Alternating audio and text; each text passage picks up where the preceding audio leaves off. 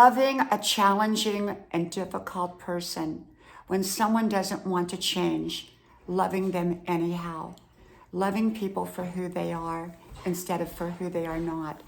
Hello, y'all. I'm Diana Brienne. You know, I believe in loving and accepting people as they are. And often that's difficult because when we want the best for somebody and they don't want the best for themselves, it's hard to reconcile the two. And yet I've had people in my life that I could see great improvements that they could make, but they never did make those improvements. They could be so much different than they were. They could have so much of a better life. And yet I found ways to love them and embrace them anyhow. There are people who are broken in life, and sometimes their life is difficult and challenging, and yet we love them anyhow.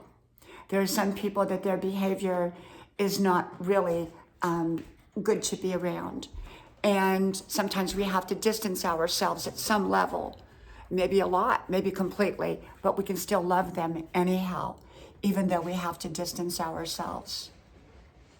Loving a difficult person, loving a challenging personality is not easy.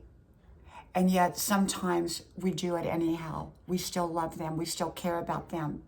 We have to know how far we can go in a relationship, whether we can be around a person. If someone's behaviors truly affect us in a negative way, sometimes we have to step back, way back, or completely out of that relationship. But we can still love them. Other relationships, well, their behaviors and choices are not good, but they don't affect us. And often we can stay in a relationship with them, at least at some level, and love them.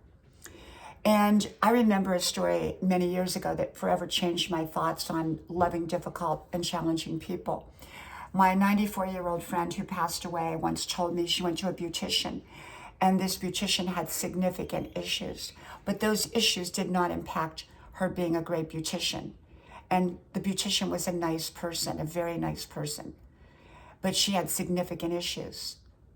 And so my friend, cared about this woman, and she went to her for her hair to be done. And I thought that was wonderful. And she once said, I don't care what people look like. I love them anyhow. They don't have to be perfect. And no one's perfect. It's just that sometimes we want to put people and have people around us that present a certain mold or a certain image or certain behaviors or certain choices. And sometimes, they're just not going to live up to our expectations.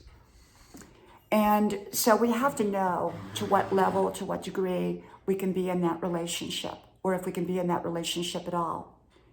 And if we can be, often we can have a good relationship with them. We just have to know the parameters, the limits, what limits are there. Yes, we might want them to be completely different than they are, but maybe they're never going to be different than how they are. And so accepting them as they are can often be the very, very best thing. And, I've had people love me, even though maybe they didn't agree with things, my choices, but they loved me anyhow, unconditionally. And there's been people that I didn't agree with their choices and maybe their lifestyle, but I loved them unconditionally anyhow.